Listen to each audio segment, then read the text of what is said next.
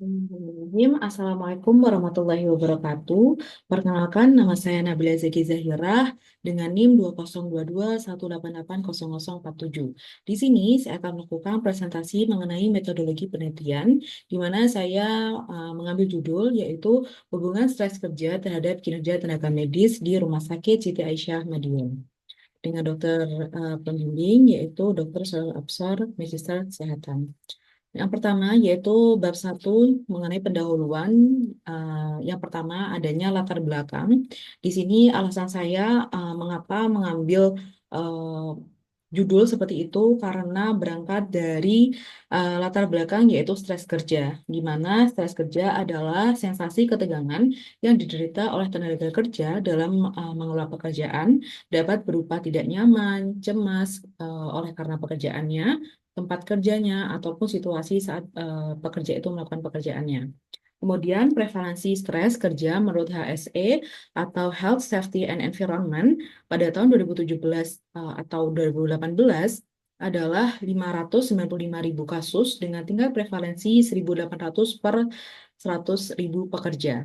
Dan untuk prevalensi stres kerja sendiri menurut Kemenkes tahun 2018 yaitu angka stres kerja sebanyak 35% yang dapat berakibat fatal dan sebanyak 43 diperkirakan saat hari kerja tidak hadir dengan alasan lain.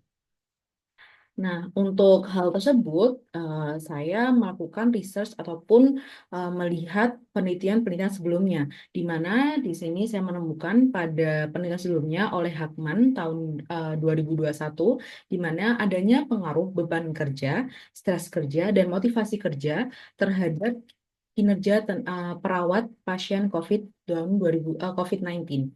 Nah, di mana jika dilihat kasusnya, di sini pada saat itu masih adanya pandemi COVID-19. Jadi mungkin memang adanya pengaruh besar di mana memang beban kerja yang cukup berat, kemudian stres kerja yang sangat memadai, kemudian adanya motivasi kerja yang mungkin pada saat itu fluktuatif karena memang Indonesia bahkan di dunia sedang adanya pandemi COVID-19.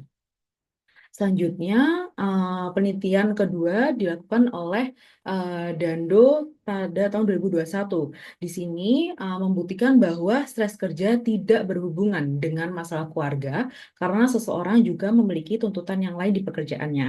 Nah, jika dilihat dari hasil Dando, memang tidak berhubungan nih antara stres kerja dengan masalah keluarga.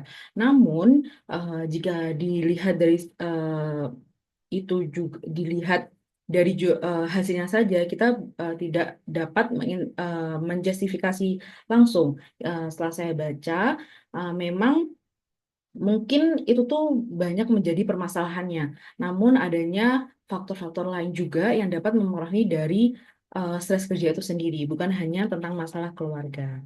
Selanjutnya, dengan adanya hal itu, saya melakukan rumusan permasalahan, yaitu apakah terdapat hubungan stres kerja terhadap kinerja tenaga medis di Rumah Sakit Aisyah Madiun, dengan tujuan umum yaitu untuk mengetahui adanya hubungan stres kerja terhadap kinerja tenaga medis di Rumah Sakit Aisyah Madiun. Kemudian tujuan khususnya di sini ada tiga. Yang pertama yaitu mengidentifikasi tingkat stresnya terhadap kinerja tenaga medis, kemudian mengidentifikasi kinerja tenaga medis, dan menganalisis hubungan stres kerja terhadap kinerja tenaga medis. Selanjutnya, untuk bab satu sendiri masih dilanjut dengan manfaat teoritis, di mana penelitian ini diharapkan dapat menambah wawasan, pengembangan ilmu, serta pengetahuan yang berhubungan dalam tingkat stres kerja. Terkhusus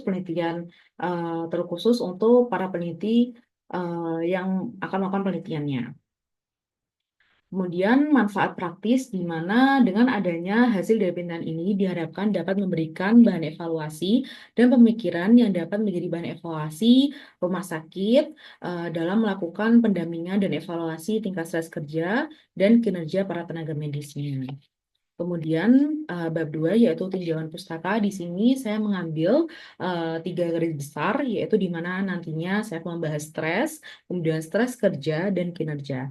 Nah, untuk stres secara umum di sini adalah keadaan seseorang atau individu merasa adanya gangguan sehingga rasa takut, keraguan, tekanan atau kecemasan itu tuh menyelimuti masalah yang dihadapinya. Kemudian untuk klasifikasinya menurut National Safety Council tahun 2004, stres itu diklasifikasikan menjadi dua, ada eustress and distress. Di mana kalau eustress sendiri itu tuh adanya bersifat positif ataupun bersifat membangun, kemudian untuk distress ini bersifat negatif atau bersifat merusak. Dan adanya tingkatan stres juga, jadi bukan hanya diklasifikasikan, namun juga adanya tingkatan stres itu sendiri. Di mana menurut Porter and Petley tahun 2005, stres itu dibagi menjadi tiga tingkatan. Di mana yang pertama ada stres ringan, kemudian stres sedang, dan stres berat. Nah, untuk stres ini nantinya itu tuh dapat dibedakan berdasarkan waktu membaik seseorang itu mengalami stres itu sendiri. Kemudian untuk patofisiologinya, menurut Hall and Guyton tahun 2011, eh, di sini stres itu ada dua sumber atau dua faktor, di mana ada stres fisik, dapat disebabkan karena adanya stres fisik, dan stres neurogenik. Kemudian hal itu akan mempengaruhi adanya sekresi dari hormon ACTH, kemudian dia akan merangsang adrenal cortex, kemudian akhirnya mensekresi hormon adrenokortikal ataupun disebut dengan hormon kortisol itu release dan akhirnya mempengaruhi dari sistem limbik dan munculnya adanya sedih, amarah, cemas dan sebagainya. Nah, selanjutnya yaitu mengenai stresor ataupun faktor gitu. Apa saja sih yang menjadi faktor seseorang itu menjadi stres? Di sini itu ada dua faktor, personal factor and external factor.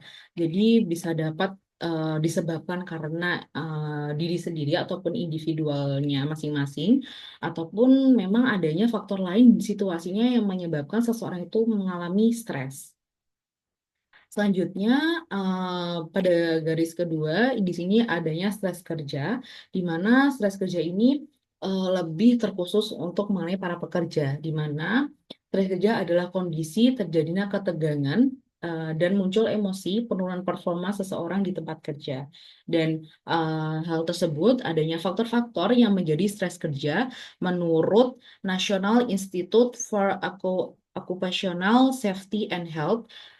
Di sini ini tuh memang membahas adanya empat faktor. Di mana yang pertama yaitu adanya kerja shift, kemudian jam kerja yang panjang, peran yang ambigu ataupun konflik yang muncul, dan terpaparnya petugas kesehatan mengenai infeksi atau penyakitnya. Jadi memang terkhusus ini adalah eh, si National Institute for Occupation Safety and Health ini memang membahas faktor terkhususnya yaitu tenaga medis. Jadi memang kerja sih memang panjang, kemudian eh, memang masih belum teratur, adanya konflik di lingkungan gitu, dan ataupun memang para tenaga medis ini terpapar oleh penyakit itu sendiri. Nah, dalam hal tersebut seharusnya adanya manajemen stres ataupun cara untuk mengurangi adanya tingkat stres kerja yang tinggi gitu, di mana seharusnya ataupun dapat dilakukan dengan adanya pelatihan keterampilan coping, kemudian dukungan sosial dan program kesehatan mental. Kemudian selanjutnya yaitu kinerja, garis besar yang ketiga yaitu kinerja, di mana kinerja menurut Lawler and Potter menyatakan kinerja adalah keberhasilan pencapaian peran yang diperoleh seseorang atas apa yang diperbuatnya. Kemudian tenaga kesehatan sendiri, menurut Undang-Undang Nomor 36 Tahun 2014, tenaga kesehatan pasal 11 itu meliputi sebagai berikut: tenaga medis, tenaga psikologi klinis, tenaga keperawatan, kebidanan, kefarmasian, kesehatan masyarakat, lingkungan, tenaga gizi, tenaga keterampilan fisik, teknisan medis, teknik biomedikal, tenaga kesehatan, dunia, dan lain sebagainya, dan kesehatan lain. Kemudian ada faktor yang mempengaruhi seseorang itu kinerjanya. Yang pertama ada kemampuan dan keahliannya tentunya. Kemudian pengetahuannya, kepribadiannya, disiplin bekerja, dan motivasi. Selanjutnya, eh, dengan setelah tadi yang saya sampaikan mengenai bab 1 dan bab 2, selanjutnya di bab 3 ini saya akan menyampaikan mengenai kerangka konseptual dan hipotesis penelitian. Di mana kerangka di sini saya berangkat karena tadi dengan asal latar belakang yaitu stres, di mana stres sendiri memiliki tingkatannya, ada 3 tingkatan yang menimbulkan stres tersendiri pada pekerja, yaitu disebut stres kerja. Di mana ada faktor, tadi ada stresornya, dan seharusnya stres ini dapat dikendalikan dengan manajemen stres itu sendiri. Dan selanjutnya, apakah stres kerja ini berhubungan dengan kinerja? Di mana kita di sini saya ataupun peneliti akan meneliti kinerja khususnya yaitu tenaga medis dengan bantuan adanya indikator kinerja, kemudian mengetahui faktor yang mempengaruhi kinerja dan upaya apa saja yang dilakukan oleh manajemen mengenai peningkatan performa kinerja maupun dari peningkatan stres kerja itu sendiri. Dan saya melakukan hipotesis di mana H0 yaitu tidak terdapat hubungan stres kerja terhadap kinerja tenaga medis di Rumah Sakit Aisyah Madiun. H2 terdapat hubungan stres kerja terhadap kinerja tenaga medis di Rumah Sakit Aisyah Madiun. Kemudian untuk bab 4-nya sendiri atau metode penelitian, di sini saya akan melakukan jenis penelitian yaitu penelitian kuantitatif dengan metode observasional analitik dengan bentuk studi cross-seksional. Kemudian untuk populasinya, yaitu seluruh tenaga medis di Rumah Sakit Islam Siti Aisyah Madiun berdasarkan jenis profesinya ataupun jenis golongannya.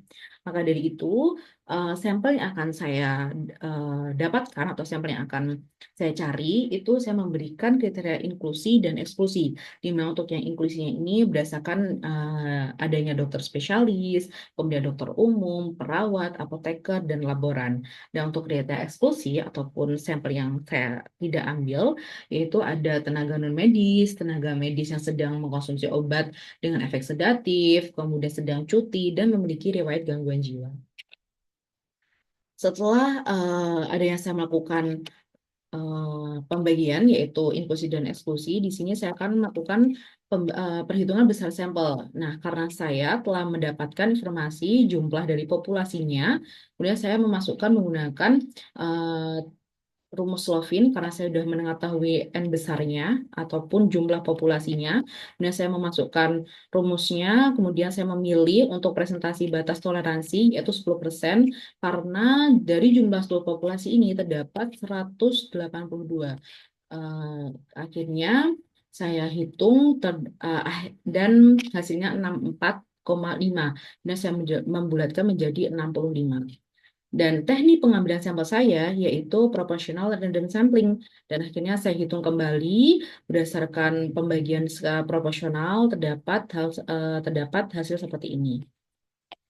Selanjutnya, untuk definisi operasional sendiri, di mana tingkat stres ini dan kinerja, di sini untuk variabelnya, untuk tingkat stres sendiri, stres kerja ini saya eh, adanya tingkatan stres pada tenaga medis. Kemudian di sini saya menggunakan kuesioner OSIR ataupun Occupational Stress Inventory Recipe edisi tahun 2008 meliputi mengenai tenaga, tekanan kerja, ketegangan psikologi, sumber daya coping. Kemudian di sini ada hasil ukurnya stres rendah, sedang, berat. Kemudian saya menggunakan skala ordinal, indikatornya berdasarkan dari rumah sakit, di mana ada 14 item, adanya eh, mengenai soal mengenai perilaku kerja, kinerja pelayanan, dan mutu pelayanan. Di sini hasil ukurnya ada sangat kurang, kurang, cukup, baik, dan sangat baik. Dan di sini saya tetap, dan saya juga menggunakan skala data.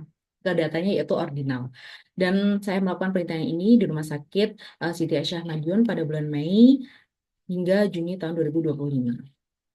Dan untuk bagan atau alurnya sendiri, di mana saya akan melakukan perizinan, kemudian melakukan etik di Fakultas Kedokteran Universitas Muhammadiyah Surabaya, kemudian pembuatan kuesioner, mengajukan izin kepada rumah sakit, kemudian menetapkan besar sampelnya tadi, pengambilan sampel juga, kemudian dikumpulkan datanya, dan saya akan olah menggunakan SPSS versi 25, kemudian untuk adanya uji kolerasi, dan akhirnya berakhir di hasil dan kesimpulan. Nah, untuk pengolahan dan analisis data, di sini saya adalah analisis data yang digunakan dalam PTN ini adalah analisis bivariat, di mana analisis bivariat bertujuan untuk menganalisis hubungan suatu variabel dengan menggunakan uji Spearman.